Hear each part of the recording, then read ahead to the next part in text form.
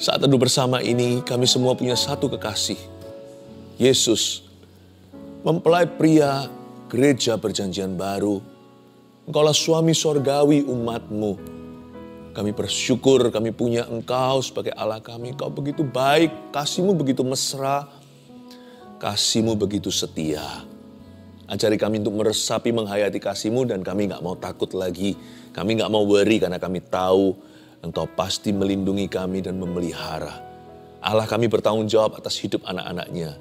Dan kami adalah umat pilihan-Mu. Engkau yang memilih kami tidak lepas tangan atau angkat tangan. Malahan Engkau akan turun tangan hari ini mendengar doa umat-Mu. Terima kasih Tuhan Yesus, sampaikan sabda-Mu, sembunyikan hamba-Mu di balik salib-Mu.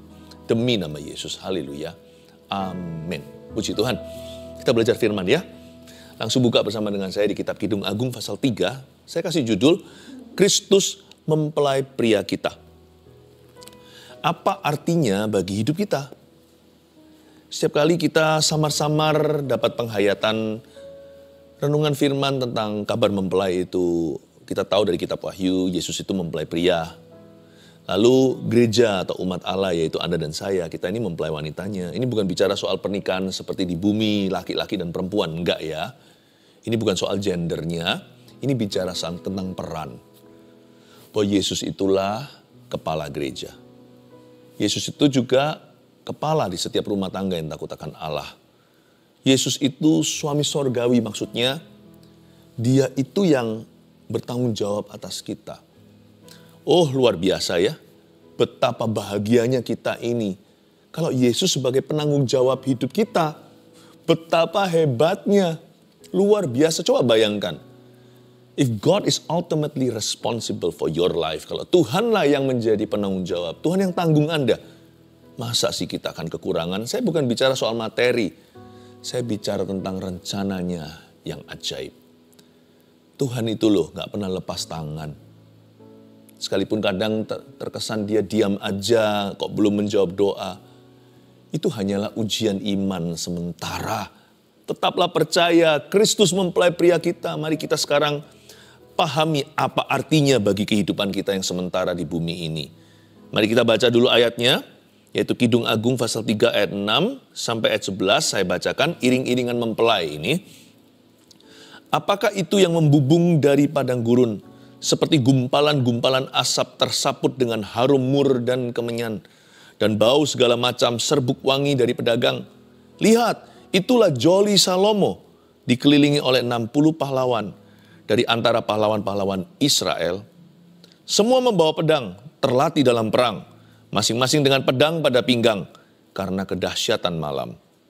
Raja Salomo membuat bagi dirinya suatu tandu dari kayu Libanon.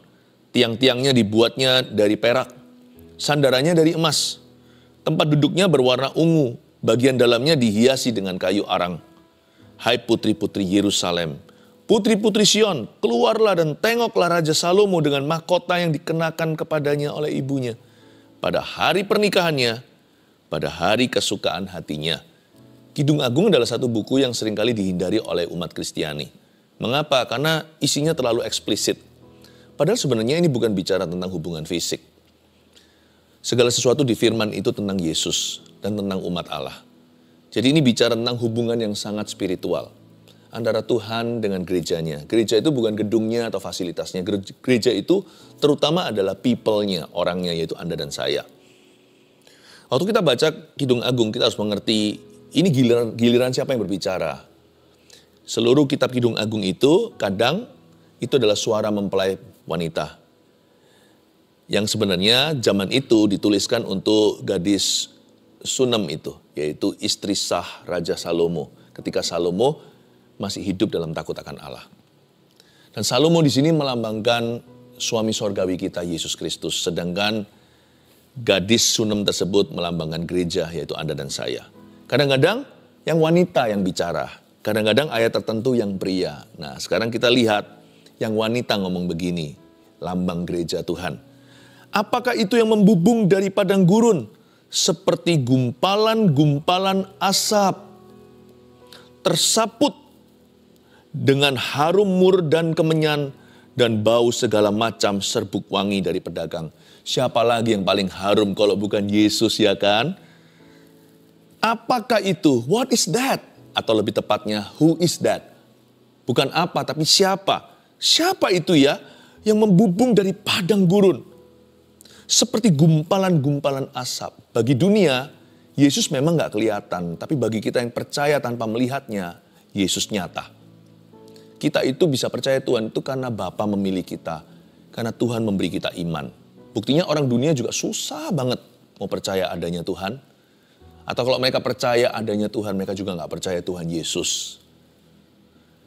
Karena itu, Yesus itu sekarang masih diselubungi awan. Ditutupi awan. Apakah itu yang membubung dari padang gurun dari jauh ya kan? Seperti gumpalan-gumpalan asap. Masih tertutup rapat-rapat.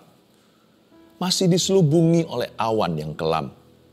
Nanti suatu hari, seperti naiknya ke sorga, Yesus diangkat di atas awan-awan di depan 500 pasang mata dalam sejarah. Nanti dengan cara yang sama Yesus akan turun. Dia akan turun di atas awan-awan itu dengan jutaan malaikatnya.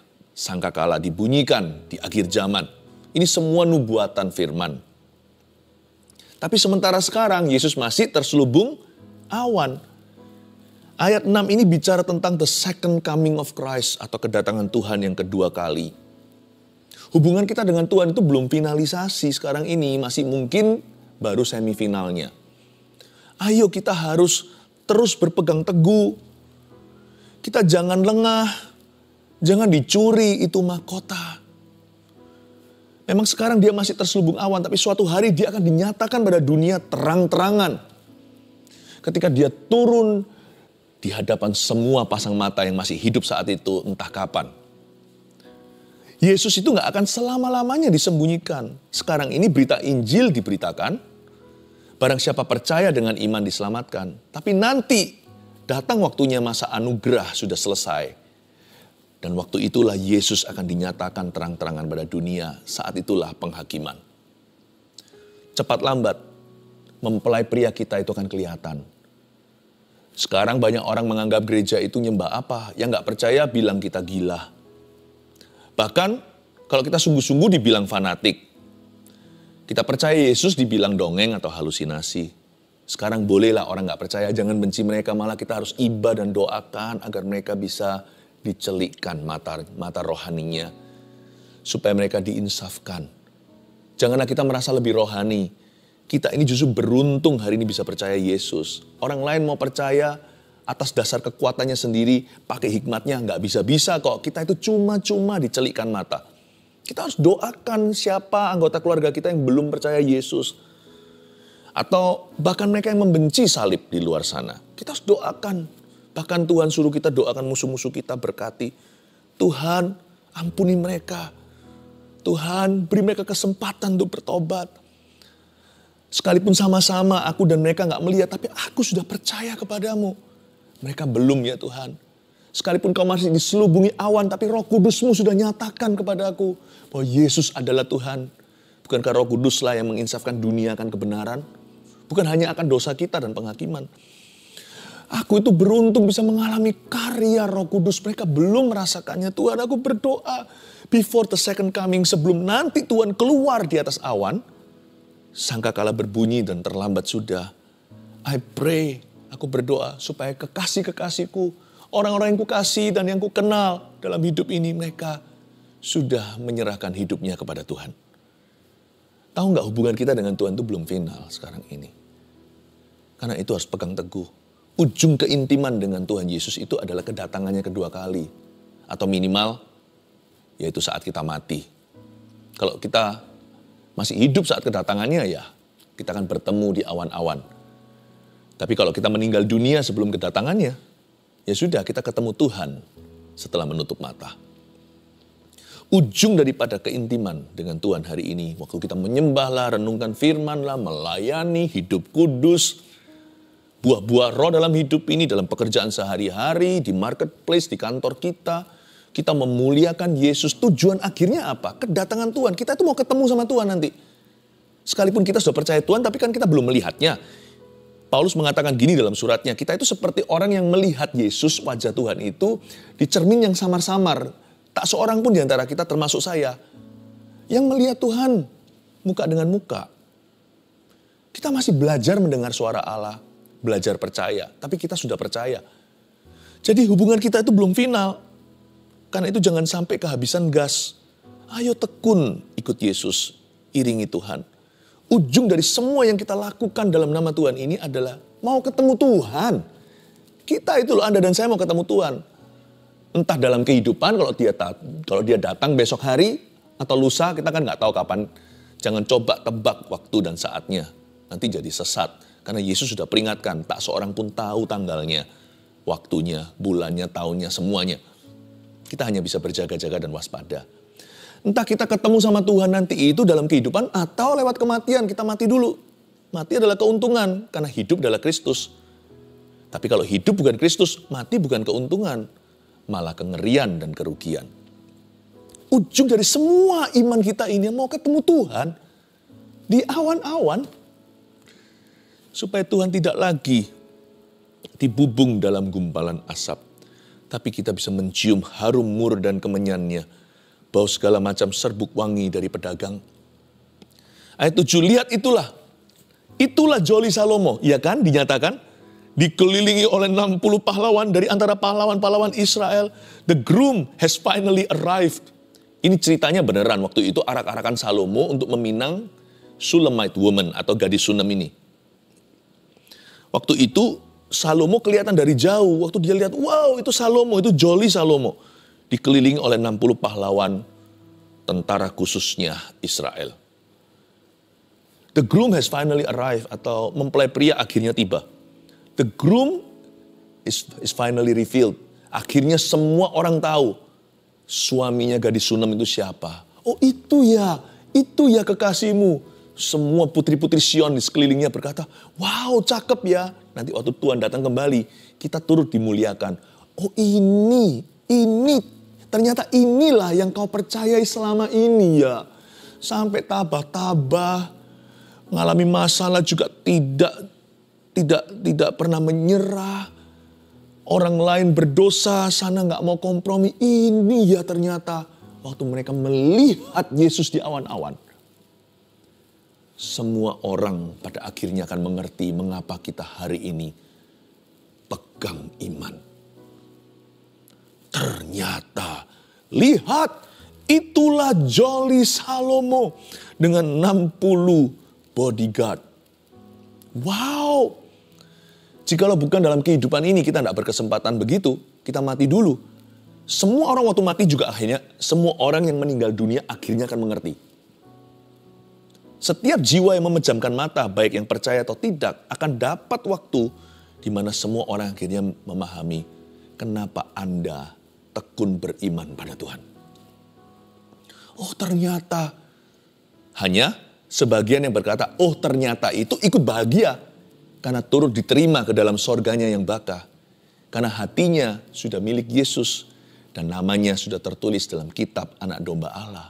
Oh ternyata lalu kita sama-sama bahagia, kita saling berbahagia untuk satu sama lainnya. Tapi ada pula yang berkata, oh ternyata ini yang kamu percayai ya. Aduh mati aku, matilah saya. Aku belum percaya. Bagi setiap orang hidup hanya sekali, lalu penghakiman kata firman Tuhan. Itulah yang disebut kematian kedua. Ada orang yang tidak akan dilukai oleh kematian kedua. Ada orang yang akan dilemparkan ke lautan api lewat kematian kedua. Ada pula orang yang berkata, oh ternyata, dan akhirnya memahami mengapa Anda tetap tidak akan menyerahkan imanmu untuk apapun juga di hidup ini. Tapi pada saat itu terlambat sudah bagi mereka yang belum percaya. Waktu dia berkata, lihat itulah Joli Salomo. Kata Joli di sini artinya carriage. Joli ini sebenarnya tandu, arak-arakan. Atau juga bisa diartikan ranjang sebenarnya. Joli. Makanya kalau kita berkata itu sepasang sejoli, itu berarti mereka itu satu kendaraan, satu arak-arakan, satu tandu. Itu artinya mereka itu kayaknya akan ke arah pernikahan. Mereka itu akan mengarungi kehidupan. Berdua, sepasang sejoli itu mengarungi kehidupan. Lihatlah itu Joli Salomo. Look, Jesus. Saya bayangkan kalau saya mati gitu, suatu hari kita semua belum ketemu, Tuhan belum datang gitu. Pasti saya akan mendapatkan, kita semua akan mendapatkan pengalaman seperti, look, Jesus. Akulah jalan, kebenaran dan hidup. Tak seorang pun datang pada Bapa kecuali melalui aku. Di rumah Bapakku ada banyak tempat tinggal. Kalau tidak, tentunya aku mengatakan kepadamu. Aku pergi untuk menyediakan tempat bagimu, Yohanes 14, supaya di mana aku berada, kamu pun berada. Kemana aku pergi, kau tahu jalan ke situ. Akulah jalan. Look, Jesus. Selain itu, mempelai pria itu bukan hanya bicara tentang nanti kita ketemuan, tapi juga ada aplikasinya untuk kita hari ini hidupnya. Ada benefit, ada keuntungannya bagi kita yang benar-benar mengerti bahwa Yesus itu suami sorgawi. Kita itu gak akan hidup dalam worry. Kalau kita tahu kita itu anaknya Bapa. Burung di udara dia pelihara. Jangan cari seperti yang orang-orang dunia cari dan pikirkan setiap waktu 24 jam sehari. Hanya mereka perkara sia-sia. Tidakkah kau tahu, carilah dahulu kerajaan sorga dan kebenarannya. Kalau bekerja konsentrasi. Berkat itu datangnya dari Allah. Dan lebih dari sekedar tahu kalau kita itu anak. Sebab anak mungkin masih bisa diyatim piatukan. Lebih erat hubungan daripada anak dan papa adalah hubungan suami dan istri. Karena orang tua dan anak tetap dua. Suami istri itu satu. Makanya kalau kita tahu, jikalau kita menyadari bahwa dia mempelai pria kita nggak akan pernah punya waktu dan kita nggak akan lemah imannya. Kita nggak akan punya energi untuk worry. Karena kita akan GR. Kita akan gede rasa dan kita akan confident dalam Tuhan. Kita akan yakin kalau kita tahu bahwa dia itu sangat cinta kepada kita. If you know he loves you, kalau Anda tahu Anda itu seberharga apa.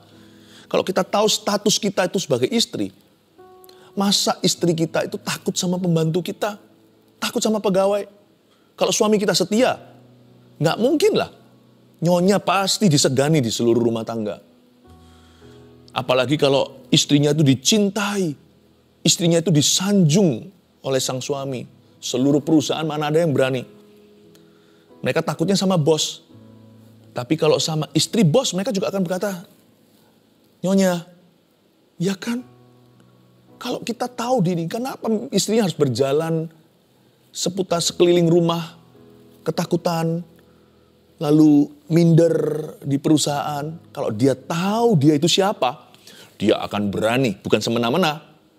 Karena suaminya akan sedih kalau istrinya semena-mena.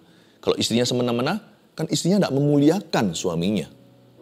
Istri juga harus bisa menempatkan diri, itu bentuk tanggung jawabnya. Tapi jangan lupa, istri juga punya hak. Sebagaimana suami dihormati, istri juga disegani. Karena suami sorgawi kita, Yesus itu mempelai pria. Dia itu setia. Efesus berkata dia sangat cinta. Dia cinta sama tubuhnya. Dia mengajarkan suami untuk mengasihi istri. Dia mengasihi jemaatnya. Dia mengasihi kita. Memandikan kita dengan firman. Mencucinya supaya kita itu tidak bercacat celah. Supaya kita didandani layak menjadi permaisuri. Wow. Masa mungkin kalau kita tahu hak kita. Kita berjalan di perusahaan di mana sang suami adalah pemiliknya, lalu kita takut nanti dibentak sama satpam atau security-nya, mana berani. Kenapa kita hidup dalam ketakutan? Kenapa kita hidup dalam kekhawatiran? Kalau kita tahu who we are in Christ, kita itu siapa dalam Kristus. Coba saya tunjukkan ya, Kristus itu seperti apa. Seperti apa seriusnya untuk bela kita. Ayat 8, semua membawa pedang. Terlatih dalam perang. Masing-masing dengan pedang pada pinggang karena kedahsyatan malam. Kayaknya realnya ini, Salomo sedang membawa arak-arakan penuh dengan kado hadiah cincin kawinnya. Karena dia raja, dia bawa 60 bodyguard-nya. Itu semuanya tentara perangnya sehebat pasukan-pasukan Daud itu loh, pasukan khususnya. Semua bawa pedang terlatih dalam perang, dalam kedahsyatan malam. Mungkin malam-malam dia datang. Tahukah bahwa pelindung kita semuanya dipersenjatai dan semuanya terlatih. Tahukah ada bala tentara malaikat sorga yang mengiringi kehidupan orang-orang benar dan orang-orang kudusnya? Kalau di dalam kejadian ini secara aslinya, waktu Salomo membawa barang-barang berharga sebagai mas kawinnya, demi supaya melindungi semua itu jangan sampai dirompak di tengah jalan, bajak laut, bajak daratan, dan juga dari kaum Beduin saat itu, mereka mungkin yang bisa mencuri di zaman Salomo. Salomo menaruh tentara-tentara khusus. 60 itu sekeliling dia, belum lagi itu di dalam kerajaannya. Tahukah keluarga Saat Teduh yang saya cintai, but there are more soldiers, lebih banyak tentara tak kelihatan di sekelilingmu daripada semua musuhmu di hidupmu. Karena Tuhan itu secinta itu padamu, hai permaisurinya. Kalau saya bilang begini secara korporat berarti gereja Tuhan, umat Allah, tapi juga individu dong. Masa mungkin kalau tubuh Kristus itu kukunya dibiarin semua, dilindungi kecuali kukunya itu bisa dicabut-cabut sama musuh. Mungkin Anda merasa Anda hanyalah kuku. Aku ini bukan mulut, aku bukan pengkhotbah. Aku mungkin cuma ujung rambut, ketombenya bahkan. Nggak mungkin lah rambut itu bisa digunduli sama musuhnya. Karena semua bagian tubuh dari permaisuri itu berharga. Demikianlah Tuhan melindungi setiap individu. Sebab engkau adalah members of the body of Christ. Adalah anggota daripada tubuh Kristus. Semua itu dipersenjatai. Ada malaikat yang tak kelihatan. The guards of the church, pelindung gereja Tuhan itu, are all well armed and well trained. Guard apa ya? Bodyguardnya. Pelindung daripada gereja Tuhan itu semuanya bukan hanya bersenjata, semuanya terlatih. Ayat 9, Raja Salomo bukan hanya berhenti di situ melindungi, tapi memelihara. Coba lihat ayat 9, Raja Salomo membuat bagi dirinya, coba lihat suatu tandu tadi, joli tadi. Dan ditunjukkan sekarang materinya. Tandu ini terbuat dari apa? Materialnya dijelaskan untuk apa sih? Apakah ini semua firman keisengan? Tidak. Ini menunjukkan kalau Tuhan itu pemelihara. He is our provider. Dialah Yehovah Jireh, Allah yang menyediakan. Kalau orang di dunia aja mau meminang aja, memberikan cincin kawin semampunya keluarga itu, masa mungkin Tuhan itu pelit sama hidupmu dan hidupku? Status kita memang masih sekarang belum kembali ke Tuhan. Kita belum ketemu muka dengan muka. Tapi tunangan aja sudah menjadi hak miliknya.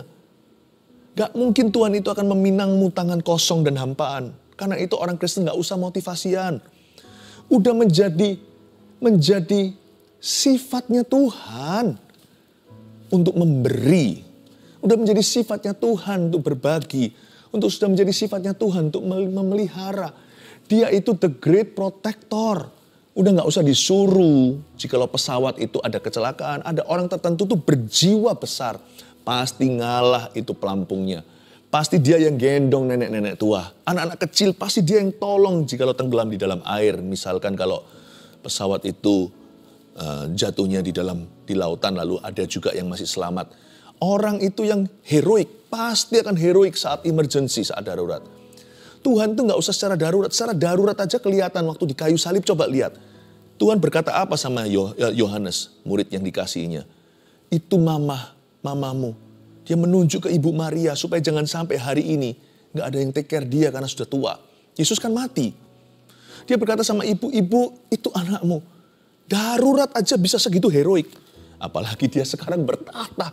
Come on lah ya, masa dia lupa. Raja Salomo membuat bagi dirinya suatu tandu. Ini tandunya. Tandu ini bukan tahtanya. Tahtanya ada di Yerusalem. Ini tandu adalah tandu untuk meminang.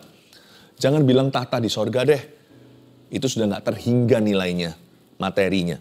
Coba kita lihat ya, tandu untuk menjemput kita.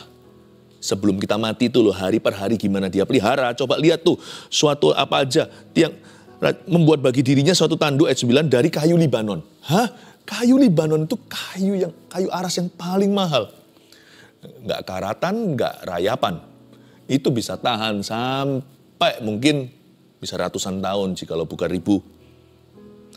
Tiang-tiangnya dibuat dari perak. Sandarannya dari emas. Kenapa kok ada dari perak, kok nggak emas semua? Kalau emas semua kan jelek ya. Jadi diselang-seling. Jangan mentang-mentang kaya raya bisa beli bahan paling mahal, kasih semua yang paling mahal, jadi nggak ada seni. Karena sama dia dibaurkan, disemburkan, ya, diperkan atau dipasangkan antara emas dan perak. Tuhan itu nggak berlebihan kalau memberkati. Sekalipun dia punya segala sesuatu, dia nggak limpahkan sampai kita serakah, sampai kita rakus, sampai kita itu belum makan sudah sakit, belum kenyang, masih makan sudah sakit perut. Enggak lah. Jadi jangan pernah kita marah kalau Tuhan kasih kita seolah-olah second best, third best. Bukan materi yang standarnya tertinggi. Bukan yang bukan yang speknya yang paling mahal. Enggak apa-apa. Karena Tuhan itu juga memperhatikan apa yang cukup bagi kita. Belajar percaya. Jangan serakah, jangan iri sama orang lain.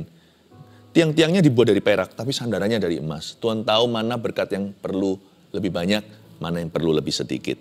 Tapi Tuhan tuh tahu bagaimana takaran yang penuh bagi kita. Saya sih berdoa seperti Salomo untuk kita semuanya. Tuhan jangan buat aku terlalu miskin supaya aku jangan mencuri, jangan buat aku terlalu kaya hingga aku lupa.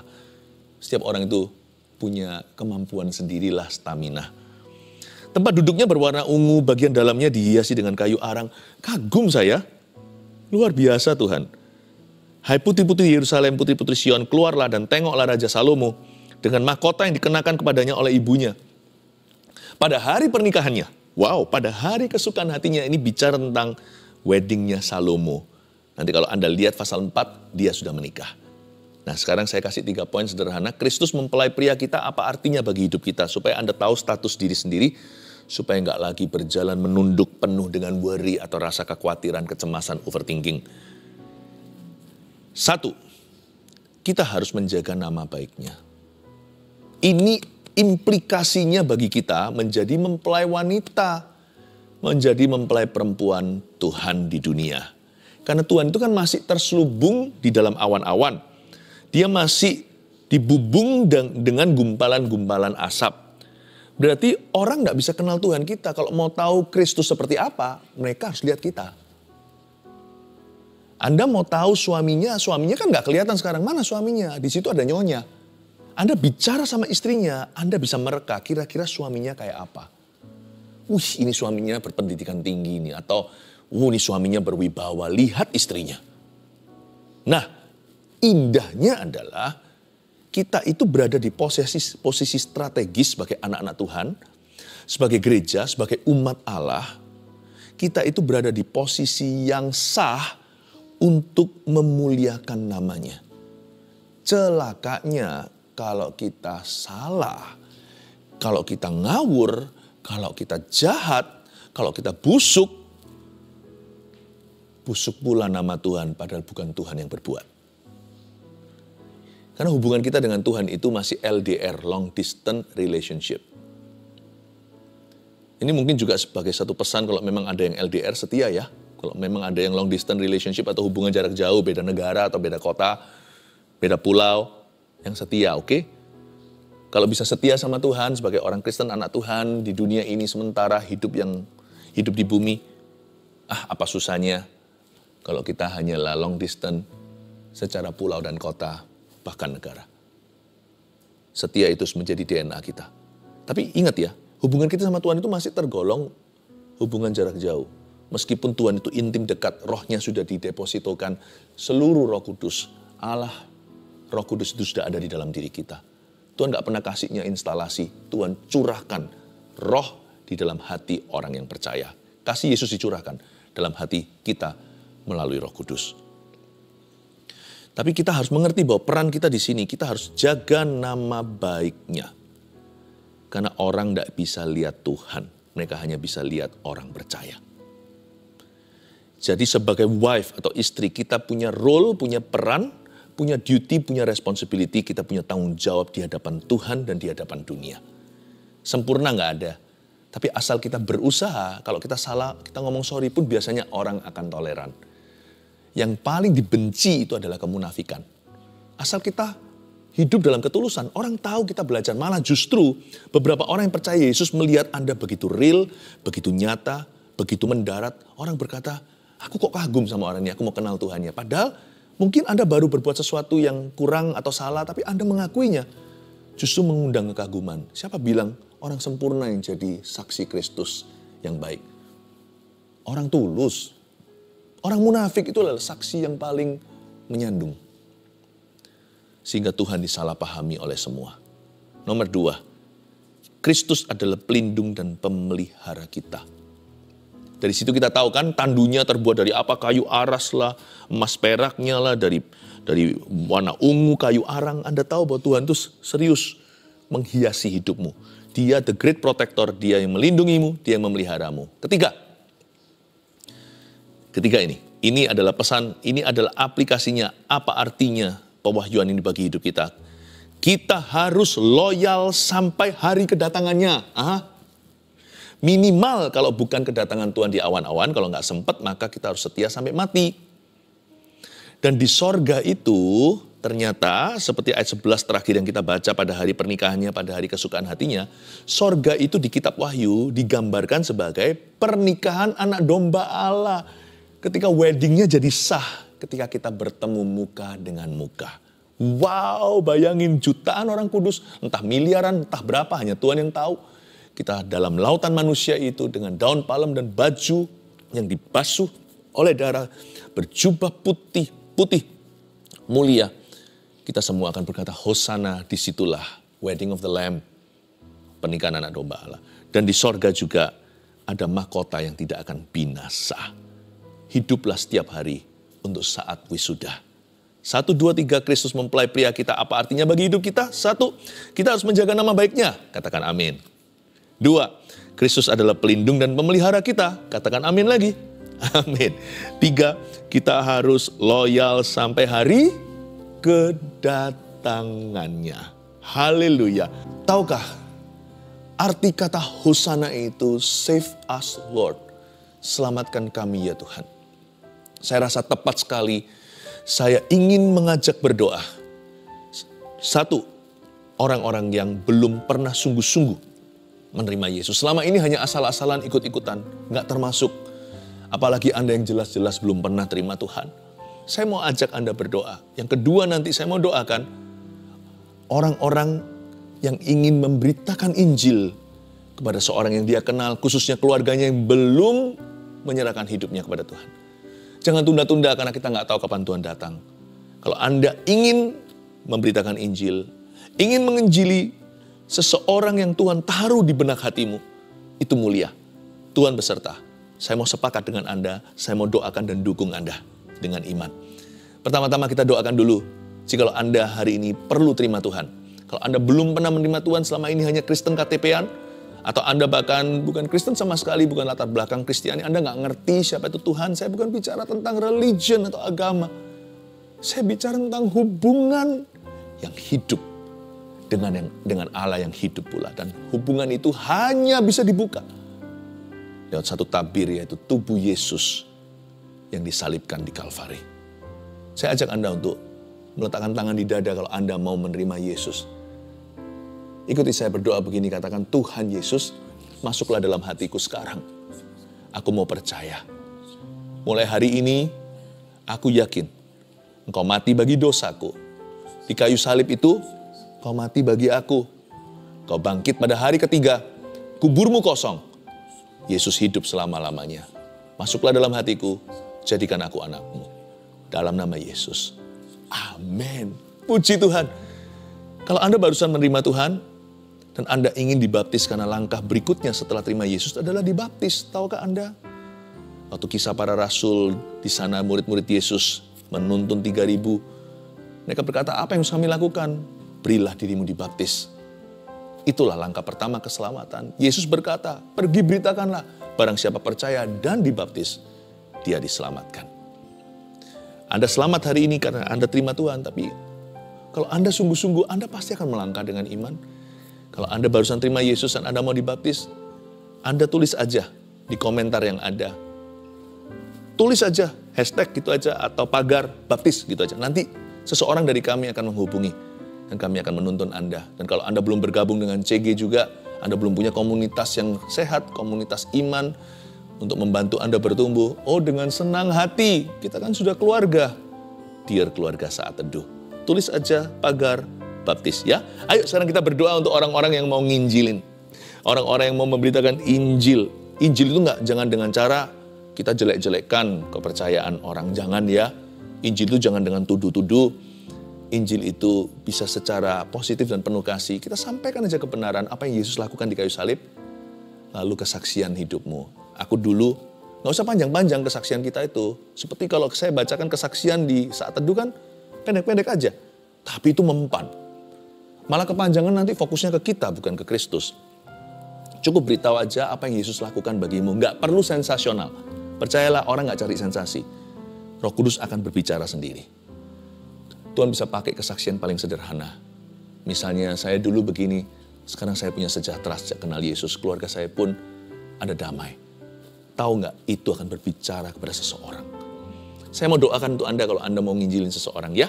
Ayo, sama-sama Anda bisa ulurkan tangan seperti ini. Supaya saya bisa pegang tangan Anda dengan iman. Dalam nama Yesus, Tuhan pegang tangan itu, urapi. Berikan tanda-tanda heran seperlunya. Hamba berdoa dalam nama Yesus, berikan keberanian. Ya Tuhan, mungkin keberanian bukan dalam bentuk perasaan. Melangkah dulu, nanti tiba-tiba akan berani sendiri. Hamba berdoa supaya apa yang mereka katakan, sampaikan itu mempan di hati yang membutuhkan. Dalam nama Yesus harus diberitakan, berita pengampunan harus disampaikan. Tuhan, pakai lidah, bibir, mulut, kehidupan umat-Mu keluarga saat teduh. Dalam nama Yesus, dan nama yang disebut mereka di dalam hati itu, hamba-Mu sepakat agar orang itu bertobat. Dalam nama Yesus. Amin. Mari kita sekarang berdoa untuk semua permohonan doa yang di live chat. Betapa indahnya ada live chat ini ya. Di komentar juga saya berdoa. Mari kita tetap berdoa bersama-sama dalam nama Yesus. Tuhan, jamah seseorang Tuhan. Come on, touch someone, I pray in Jesus name. Terima kasih Tuhan, haleluya. Engkau begitu baiknya, Engkau begitu murah hati. Kristus mempelai pria, jamahlah your bride. Jamahlah mempelai wanitamu, umat pilihanmu gereja Tuhan. Orang-orang percaya. Terima kasih Tuhan. Saya merasakan ada satu orang yang kena kanker payudara stadium 3. Dan Roh Kudus taruh kata-kata ini dalam sanubariku. Engkau sudah sembuh. Dalam nama Yesus, aku tengking kanker itu, penyebarannya di dalam nama Yesus Kristus. Aku minta Tuhan saat ini memberikan kesembuhan ilahi. Terimalah kesembuhan saudariku. Yesus sangat mengasihimu. Vertigo yang parah pada seorang laki-laki setengah bayah. Roh Kudus taruh kalimat ini sekarang, saya sampaikan saja. Uji segala sesuatu, peganglah yang baik. Vertigo yang parah pada seorang laki-laki separuh bayah. Terimalah kesembuhan saudaraku di dalam nama Yesus.